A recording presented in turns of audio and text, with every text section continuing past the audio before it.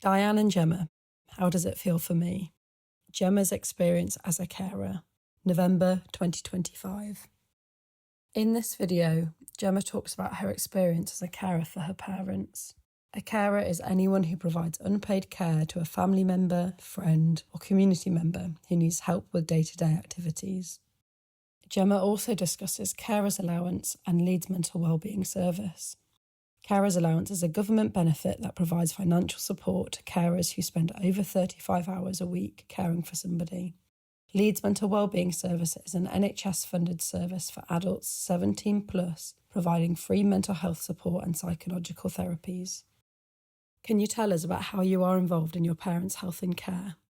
It's really common that there'll be deaf people that have hearing children, and quite often then the hearing children will sort of step into a role to support their parents because they've got that advantage of being able to hear in a world where, you know, services are not accessible and can't communicate to deaf people in a way that they understand. Services sort of assume your role as a carer, especially when I was younger. They'd sort of assume that I also did personal care for my mum, and like that's just like too far. My mum's an adult, she can look after herself. And they'd sort of assume, you know, that I wanted to interpret. Have you experienced any challenges as a carer? Whenever we go to the GP and we're trying to book, if I say I can't go to this appointment and I ask them to book an interpreter, they then look at a scheduling appointment in like 3 weeks' time to make sure that there's an interpreter. But it's like, well, the issue that we're trying to get seen about is right now. In 3 weeks' time, it could have been gone, it could have gotten worse. There's a bit of an expectation as a carer to just sort of drop everything that you're doing. It's really difficult to have a work-life balance and throw caring into the mix, especially when I first started working. I was basically working full-time, caring full-time, and didn't really have much time for myself. Not everyone has this where the work is so flexible. Like I used to even work in retail with a 0-hour contract and an 8-hour contract, and you can't then get that time off, or you can't get that time off and still be paid. So then that can make things really financially difficult. You also don't get carers allowance if you're earning over a certain amount. It's really frustrating. Like you talk to, you know, professionals and they're like, oh yeah, like, you know, we do provide interpreters, but in reality they don't. Like it's not accessible, and they don't look at it from the point of view of the person accessing the service. They don't look at it the point of view from the patient and what it's really like to go through the services and actually try and get what you need. What has it been like attending your parents' sensitive medical appointments?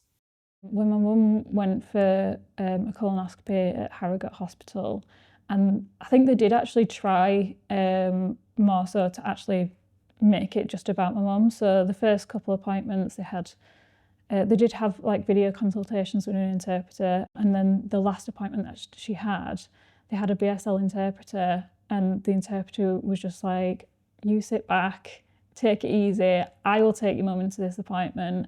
That was actually such a relief that I didn't have to go through that again.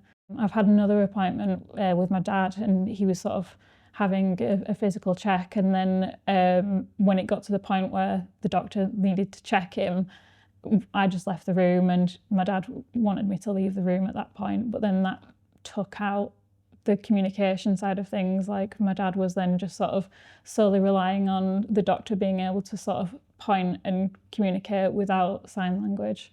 Has your own health been affected? Because my mum's sort of struggled to walk for a long time, and she didn't have walking aids like a walking stick or anything for ages, I had to like sort of carry her on my arm to appointments, and that sort of result, because I'm hypermobile, that's then like stretched my arm so I can sort of pull it almost out of its socket. There's a lot of mental load sort of knowing how my parents are doing all the time, because out of nowhere I can just get contacted being like, how are they doing, how are they finding this medication, and I'm sort of expected to know that. But like I don't live with my parents anymore, because it's so difficult to be a carer and sort of manage everything going on at once. Like I'm literally juggling everything.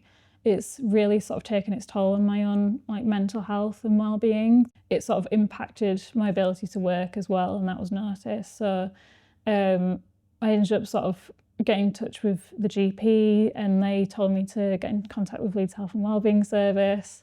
And I got sort of CBT therapy, I got counselling, and the root cause of a lot of my concerns is actually just around being a carer. I think services probably could have done better at the beginning to sort of identify that, because as a 14-year-old, I was a young person, I was a child still. I think there's been a whole thing that's been missed there, and there's a lot of children and young people out there that are carers for their parents and struggling. What would good support from services look like for you as a carer? They should be contacting my parents directly and ask them directly how they are in that moment, and instead of a phone call, it could be an email, and that would then directly contact them and get the answer that they need. My parents are, perfectly able human beings. They've still got all their faculties, and it's just literally that they just can't access services, or they struggle to access services. There's never a guarantee that there's a BSL interpreter there. So then they're always having that worry, and then I'm having that worry, and I don't want them to get worse because services aren't being accessible. I think if services sort of tried to keep people as independent as possible and not relied so much on the carers, especially if it's a young carer, and not assume what their role is, then that would probably help massively. But also, like, taking my mum to appointments, and I was seeing GPs really regularly at one point, and no one ever asked if I was okay. If you would like to share your story, please contact Healthwatch Leeds. Telephone 0113 898 0035. Text phone 07717 309 843, or email info@healthwatchleeds.co.uk. Thank you to Gemma for sharing her story. Produced by Healthwatch Leeds in collaboration with Ro Lara. British Sign Language translation by Sidra Ahmed.